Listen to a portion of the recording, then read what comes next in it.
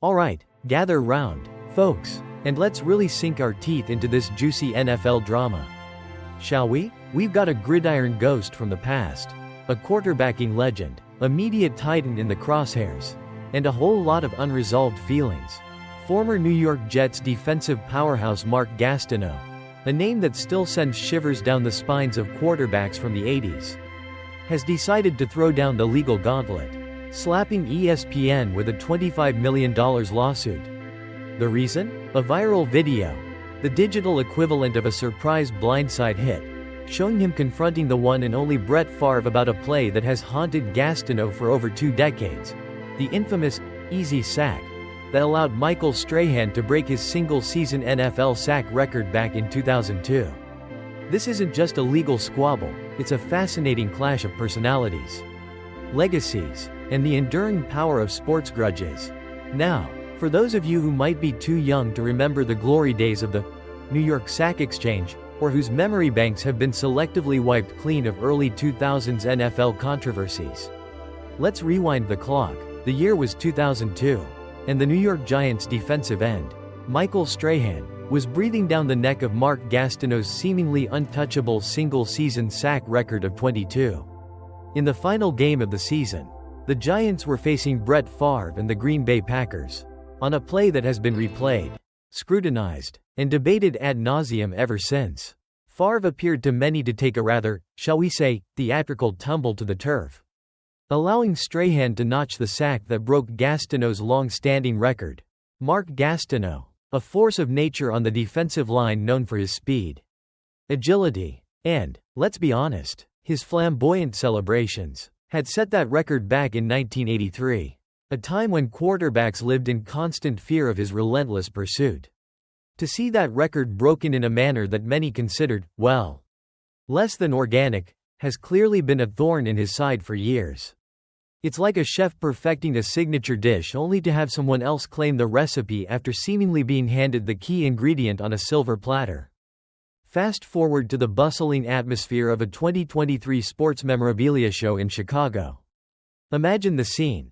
Legends of the game mingling with fans, signing autographs, and sharing stories. In walks Mark Gastineau, and in walks Brett Favre. Not exactly the recipe for a quiet afternoon of reminiscing, is it? Someone, armed with the ubiquitous smartphone, captured the ensuing interaction, and that little snippet of confrontation went viral faster than a perfectly thrown deep bomb on social media. The lawsuit filed by Gastineau alleges that ESPN, in their documentary, The New York Sack Exchange, which aimed to celebrate the legendary Jets defensive lines of the past, decided to feature this viral clip without obtaining Gastineau's explicit consent or permission. This, according to the lawsuit, is where the real trouble began. Gastineau claims that the airing of this clip has subjected him to a barrage of negative comments online, painting him as bitter, angry, and perhaps even a little unhinged. Nobody enjoys being on the receiving end of online vitriol. And for a former player who poured his heart and soul into the game, it must feel like a particularly unfair cheap shot. Gastineau's legal team is pulling no punches, with his lawyer, Christopher J. Kasser, accusing ESPN of malicious conduct and intentionally damaging Gastineau's reputation for the sake of boosting viewership and ratings for their documentary. It's a serious accusation, suggesting that ESPN prioritized sensationalism over journalistic integrity and the well-being of their subject. You can almost envision the legal eagles sharpening their talons in anticipation of this courtroom clash. So, let's break down the confrontation itself. The clip reportedly shows Gastineau and Favre initially shaking hands, a moment of civility before the storm. Favre even makes a comment about having met Gastineau before. And that's when Gastineau drops the verbal equivalent of a devastating sack. Yeah. Right. When you fell down for Strahan, ouch. Talk about cutting to the chase. He then doubles down with the declaration, I'm going to get my sack back. I'm going to get my sack back. Dude, the intensity is palpable. It's like watching a scene from a sports movie where the aging hero confronts his past demons. Favre's reaction is priceless, looking genuinely surprised, perhaps even a little uncomfortable. He replies with a touch of his trademark folksy charm. You probably would hurt me. Gastineau, clearly not amused, fires back with a raw emotion. Well, I don't care. You heard me. You heard me. You hear me? The tension in that exchange is thicker than a Wisconsin winter fog. Favre, ever the diplomat, or perhaps just wanting to escape the situation, simply says, "Yeah, I hear you, but Gastineau has the last word." A poignant and slightly heartbreaking, "You really hurt me. You really hurt me, Brett," as Favre is swiftly but politely guided away by his handler.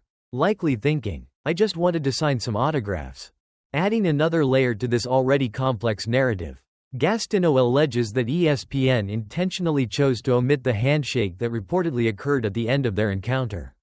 His lawyer argues that this selective editing creates a false and negative portrayal of Gastineau, making him appear more confrontational and less reasonable than he actually was. Furthermore, Gastineau claims that he was not aware he was being filmed during this private conversation and that his participation in the documentary was contingent upon having approval over the final cut. This raises significant ethical and legal questions about the use of private interactions in documentaries and the responsibilities of filmmakers to their subjects.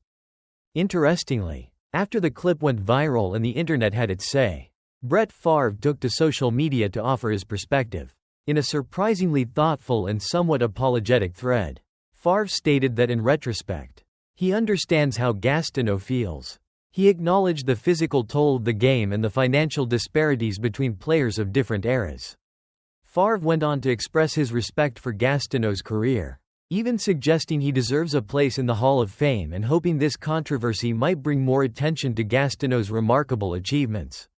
It was an unexpected and perhaps even genuine attempt to bridge the gap and offer some form of reconciliation.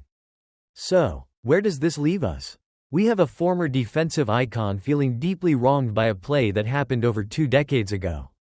A tense and very public confrontation. A multi-million-dollar lawsuit against a media giant. And a surprisingly empathetic response from the quarterback at the center of it all.